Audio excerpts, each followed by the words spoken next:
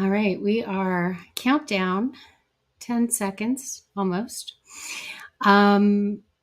So I'm Nola Simon. I am the CEO of Nola Simon Advisory, and you are joining me today to see my first time rocking a PowerPoint for a good 18 months. So bear with me while I try this out. So I'll wait 2 seconds. Actually, no, we just rolled 2 o'clock. So I am going to start. If and when people show up, I'd encourage you to put questions into the chat. Tell me where you're from, say hello, tell me whether you're attending live or whether you're actually going to watch this on the replay. It's really helpful when you actually watch it on the replay if you tag me, especially if you're asking me a question, because that way I'll know that the question is actually there. So I'd encourage you to just tag me. So if you do want to get further updates, you can follow me. You can follow my business page at nolasimon.com and on LinkedIn, but you can also listen to my podcast. And this is also going to be live on YouTube as well. So after all of that, we will get started. So this is really just an intro of my process that I'm planning to take with clients who are considering embedding hybrid remote work into their processes on an ongoing basis, and really going through how I plan to work with companies and organizations who are looking to hire consulting or get advisory advice. So again, the company is called Nola Simon Advisory, and I am running a solo operation. So when you hire me and my company, you get me. So who am I? So I have worked some version of hybrid remote for over 10 years. So I started advocating for remote work when my kids were very small. I actually pursued a promotion so that I could get VPN access initially, because if I wanted to do any kind of extra work, I had to actually do work in the office. And that meant that based on where I live, I just didn't get to see my kids that day, which honestly wasn't okay because they were little. They were maybe 4 and 6. And so when I switched jobs, I got the VPN access, but back then the technology was desktop. So I had to buy my own computer, my laptop, and spend money to be able to support that functionality. And I was very persuasive. I managed to talk my way onto the pilot. And so I piloted remote. It was work from home at that time. We started with 1 day a week, but about 6 weeks into that pilot, I broke my foot.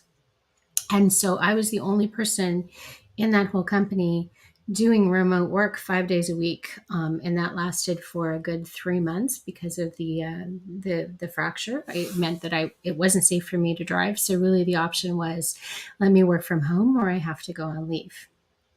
And so that's really where it started, because I had that crash course of doing work from home more than anyone else. I became the technical expert. I was the expert in process. I was the advocate to let people know when, I was attending meetings that I just wasn't getting a floor. Nobody was asking me questions. I didn't have the opportunity to ask questions.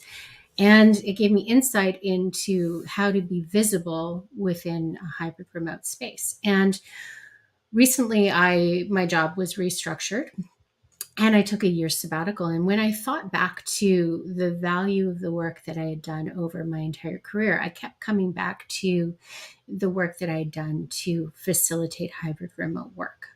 Because eventually hybrid wasn't enough for me. I was working 1 day a week in Toronto. I live 60 kilometers north of Toronto. My commute had actually grown to be 2 hours each way, even though geographically it's only 45 minutes. And I got really sick because of burnout, and I had pneumonia. My lung collapsed. And so I had a massive car accident, and even working 1 day a week in Toronto was too much for me at that time. So I left and I actually went to fully remote work. I took a sales position. That was the only job in the whole company that was actually based where I lived. And I was restructured out of that position. So when I was assessing the work that I wanted to do going forward, I kept coming back to the fact that the knowledge that I have on how to help a company establish hybrid remote work, what processes are involved, how to actually handle your staffing issues, how to handle process issues, how to engage staff, how to help staff be visible in that situation. That has a lot of value, and I could really help companies do it better because there's an instinct. Most people haven't necessarily worked some version of hybrid or remote or completely uh, like work from anywhere. And I actually did that aspect of it as well too, because I had to travel for business. So I would have to travel down to the US and present in a different way and support sales teams down there while actually checking in with my regular job too. So I've worked on the road, I've worked in the office, I've worked from home, I've worked completely remote. I've kind of done it all. I haven't actually yet actually work on a beach of my choosing, but that is on the bucket list. So this all has a value because a lot of people have only ever done hybrid or remote work in the context of the pandemic. And honestly, the pandemic is the worst version of hybrid remote because you didn't have the flexibility and the choices that make it entertaining. You couldn't go and meet your friend for lunch. You couldn't go and work out at the gym in the morning to create that buffer and that barrier. You were restricted to actually doing it at home, and if you had small kids or caregiving responsibilities, I mean, you had them homeschooling. You had a lot of aspects of hybrid remote that didn't exist before the pandemic, and that's a completely different version of what that looks like and what it can look like going forward. So the pandemic I spent really researching how I could uh, build up my knowledge in terms of organizational design, but also futurism. I took certifications in futurist thinking, and that's all combining with the expertise that I've had over the last 10 years to really help organizations do work better. So that's who I am in a nutshell. I started writing on LinkedIn in 2017 after my mom died, just because I needed an outlet really for creatively expressing myself. And that's just grown from there. But I feel a need to amplify the voice. So it's not just what I can do to help one company and the people who happen to work for that company, but how can I help other people? And so the writing that I do on LinkedIn and the media that I've gotten recently as well too. I've been interviewed by CTV, by the Toronto Star, by CBC Radio. All of that really amplifies the information that I share, and it has the ability to help other people and have a larger impact. And honestly, my LinkedIn profile gets me international attention. And so that's where I'm offering services internationally. Honestly, English speaking. If your company is English speaking, I should be able to help you. So that's something you can reach out to me and we can customize. And the services that I offer are bespoke. They are custom. Generally, what I'm doing is working with you to determine how it is you want this to work, right? So my first step in the process is intention. So what is your intention? What is your vision? Everybody understands hybrid to mean something different. One of the disconnects really is employers think hybrid means office centric, and employees don't think that. They think that hybrid means that their preferred location is centric and the office is on top of that. So right away, there's a disconnect in terms of how do you define hybrid? What does it mean for the office? How do you want the work to feel? What do you want your people to say about working for your company? What's best for the business? So not all tasks, not all jobs can be done well remotely. You know what's working, you know what didn't work during the pandemic. What do you want to bring forward into the future and envision what that's going to look like, not just right now, but 5 or 10 years from now, right? So we start with intention, and that's actually going to be done at the executive level with people who are going to be working to craft that vision, because this is all deeply involved in employer brand, but also how you attract employees, how you retain employees, is really fundamentally underpinning the company. So it really needs to be started at the highest executive levels before you would do anything else with it, right? So we spend a lot of time with the questions and the vision and the thought around intentional co-creation of a future.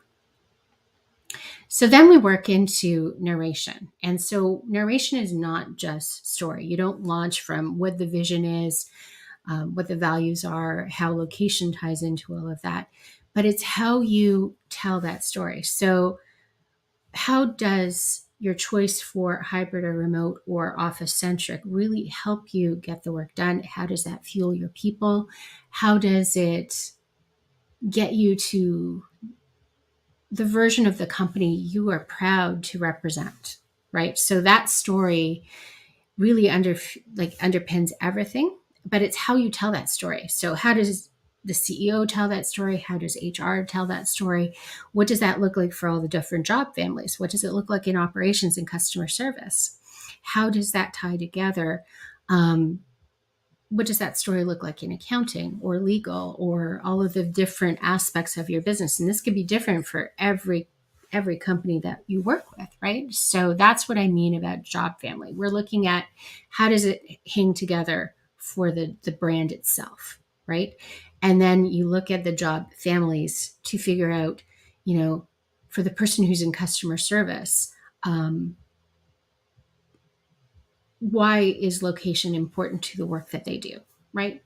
Or product or marketing or whatever area you happen to be in, right? What tasks work for you and which tasks don't? Because there might be an area company that needs to be in person, right? It could be compliance related. It could be, the actual physical task needs to be done in person.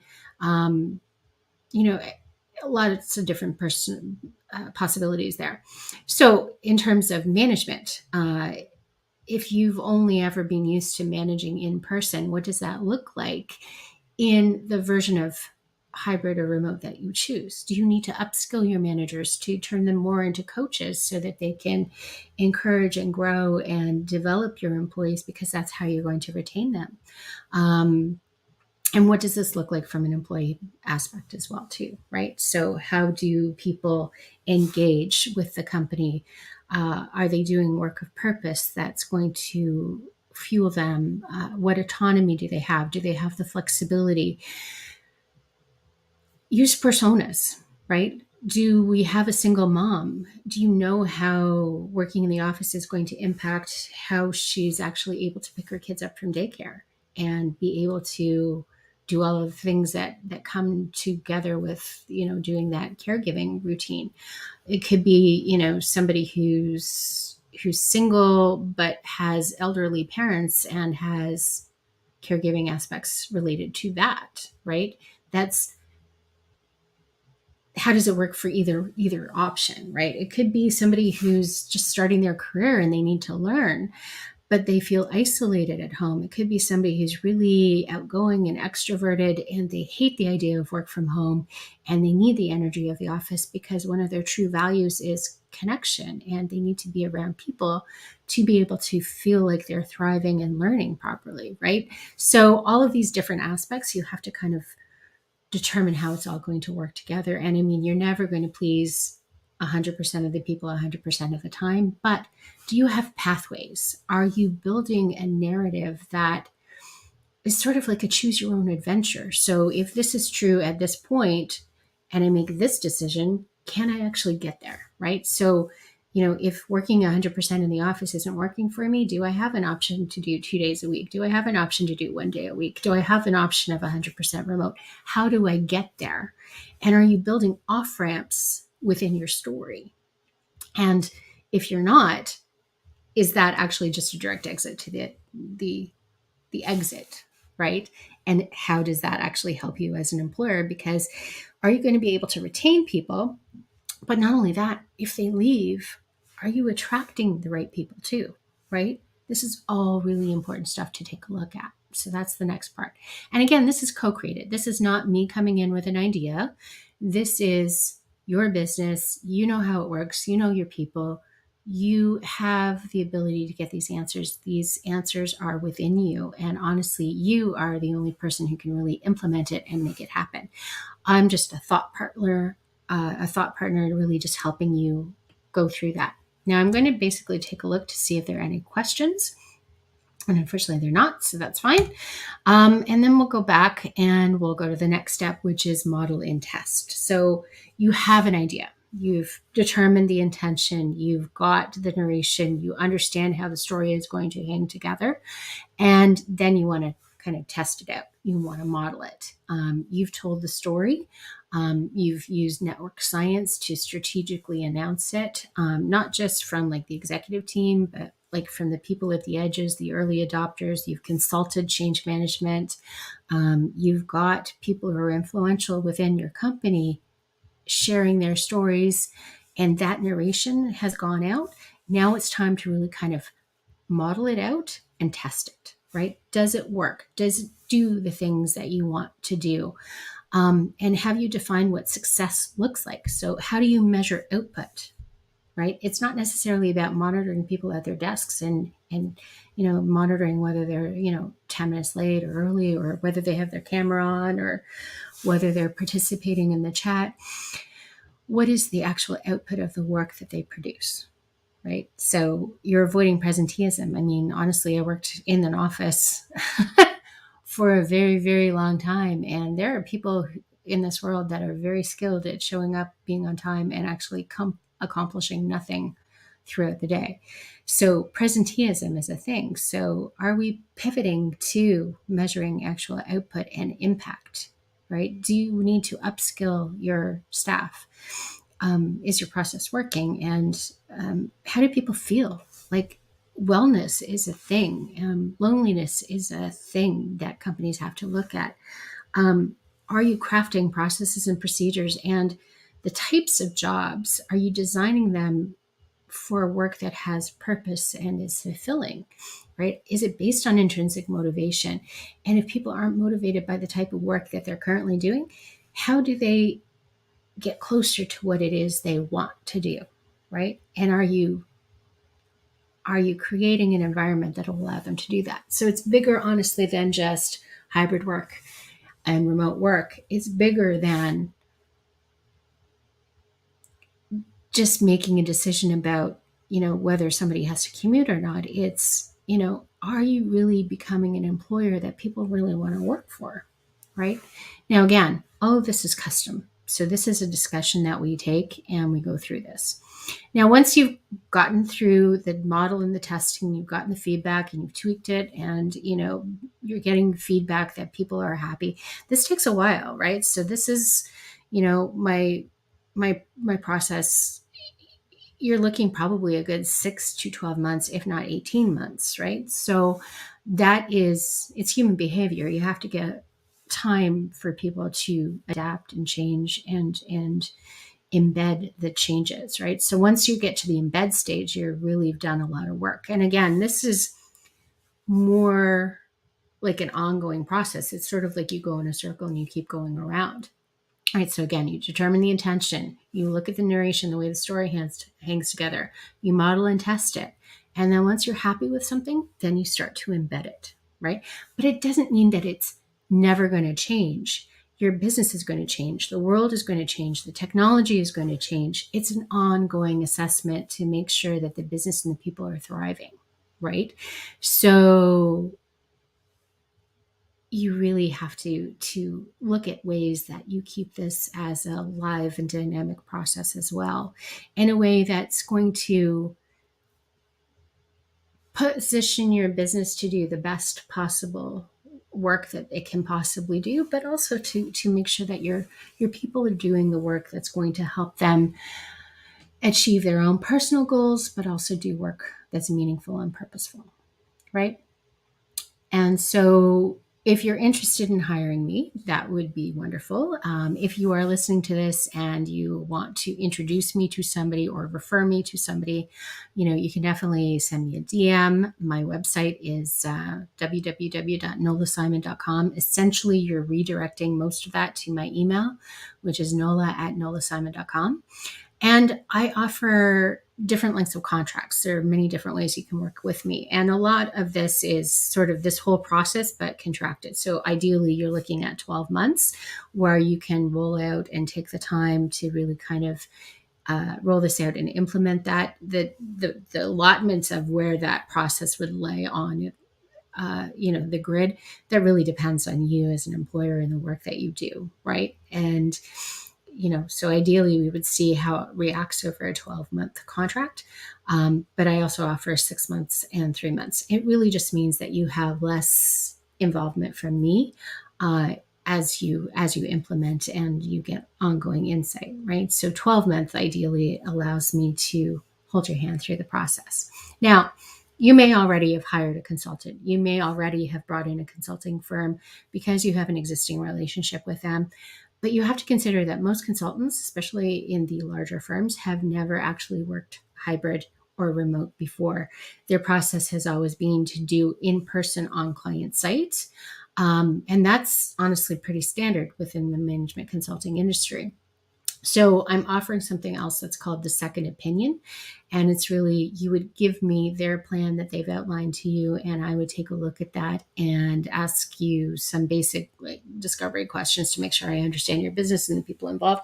And I would highlight for you any red flags that I feel that you should take a look at and reconsider, right? So that's another option as well too.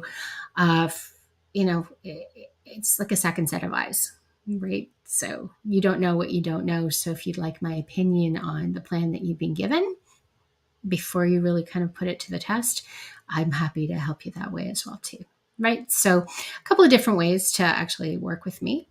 And again, thank you for attending. If again you want to get a hold of me, here's my email and my website. It's www.nolasimon.com. My pricing is there. My details of the contracts are there. And if you want to know, and trust me, I highly recommend that you follow me on LinkedIn. But you can also check out my Sleek bio, which is www.sleekbio.com/Nola Simon. And this is where you can find video. This is where you can find my media. You can find my executive bio, all of the things that I find helpful for people to know about me. My podcast is the Janice Oasis. All the links are there.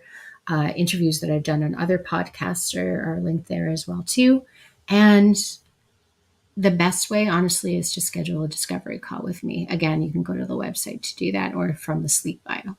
So again, I'm going to come back and just see if there is a question. And I've got lovely Susan, who's always wonderful and supporting me and all my meditation. And she was the reason I did my first podcast and got my media. I love the way you roll out the steps and offer engaging wisdom and timelines. Delighted to see the red team aspect that you present. So yes, the red team ties back to a guest that we've both had on our podcast named Catherine Zukov, who's a change management expert and has actually written a red team, which included the red team concept. And the red team concept really is, are you talking to your people about their perspectives? Are you encouraging them to act as the devil's advocate to really get some insight into what might be wrong with your plan? And that's definitely something that I encourage people to do. So thank you, Susan, for attending. I appreciate that support. Lovely as always. And again, you feel free to watch this. If you watch it after the fact and you have a question, tag me and let me know that question is there. You can hashtag team replay, team, whatever you'd like to use. That's fine. I will find you. And my DMs are open. So if you do want to DM me, that's a way to get a hold of me as on LinkedIn as well. Twitter too. And that's about it. So this has been a LinkedIn Live. So thank you again. And I wish you a wonderful afternoon. Talk to you later. Bye.